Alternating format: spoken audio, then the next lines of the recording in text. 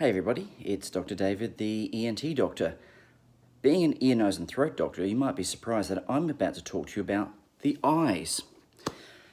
What do the eyes tell us about breathing and sleep? In my books, Snored to Death and Don't Ignore the Snore, I try to explain how eye specialists can look inside the eyes at the back of the eye, and they can see the blood vessels, and they can also see the nerves that come from the brain into the eye.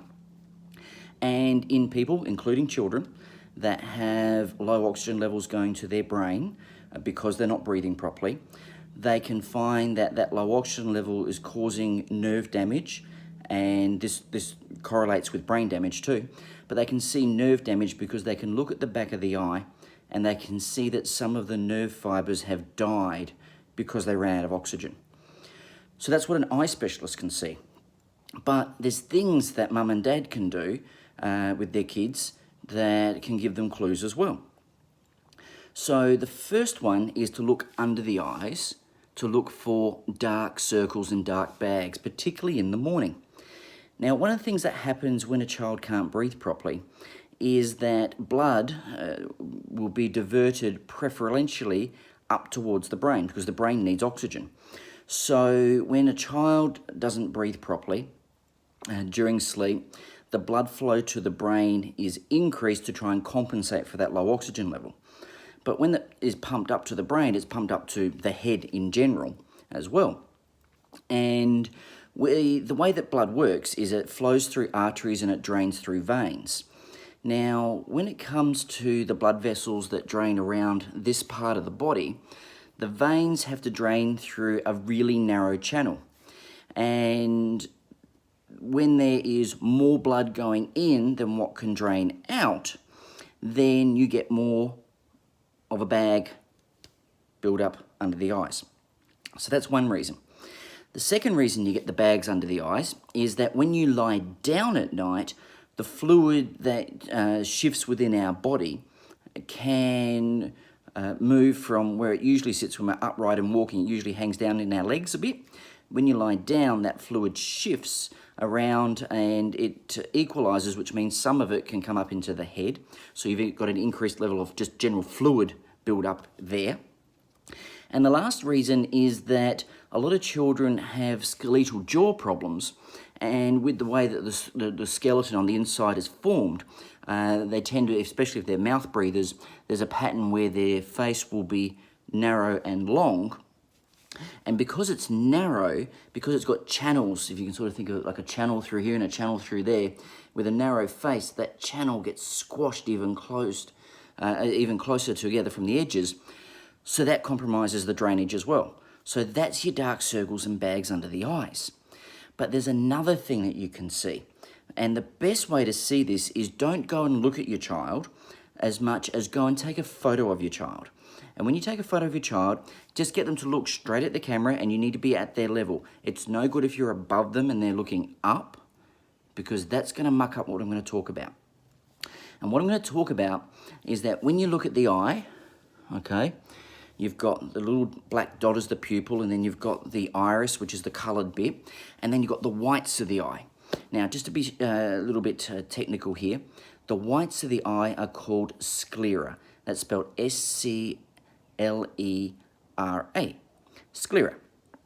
And when the maxilla, which is the top jaw, so the maxilla, is deficient, especially if it's pushed back, okay, then the way that the eyeball and then the eye sit is changed. And one of the things that you will see if a child has what we call maxillary deficiency, so that means deficient or inadequate growth of the jawbone, then by virtue of things shifting around, what you'll see is that when they're looking at you, I'll do that on both eyes, looks a bit scary, you'll see the white of the eye underneath the pupil and underneath the iris, sorry, because of the way that their jaw is sitting. And the reason that a jaw that's sitting back is important is that it's a sign of poor bone growth.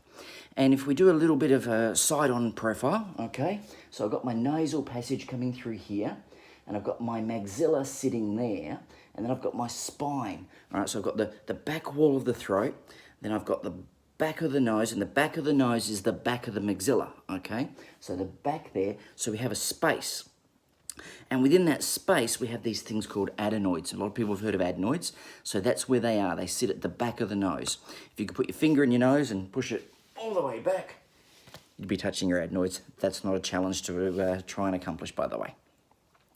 Anyway, so what happens is that when the maxilla is deficient, the space between the back of the spine, the front of the spine, which is the back wall of the throat, and the back of the nose is also compromised, which means if you had adenoids that were this size in the space that's this big, no problems. But if the space is this big, you're in strife. And that's another clue that you've got a problem. And it's also an important clue as to why you've got a problem. Now, as ear, nose, and throat, if it was sort of like this and the adenoids are like that, yeah, look, we'll take the adenoids out, but you've still got a space like that. That's where we need our dentists involved because we need to get the jaw developed to open up the jaw. And it's not good enough just to take the jaw wider. Remember I said they tend to have narrow faces and elongated, so it's not good enough just to take the jaws wider. We need to bring this jaw forwards as well. So we need to go out and forwards at the same time if we want to open up the entire space of what we're trying to achieve. So anyway, long story short, very specialized ways of looking inside the eye to look for brain damage, but easy thing for parents, look for the dark circles and look for that white underneath the eyeball, or underneath the coloured part of the eye, the iris there, okay? Because if you can see that, okay, and like I said, the best way to do it is just do a photo, get the child to look straight at you, take the photo, and have a look at it. And if you can see that in that natural resting position, in terms of the whites of the eye, that's a concern. And you need to be off to the ear, nose, and throat and dentist, both. It's a team effort. Thanks.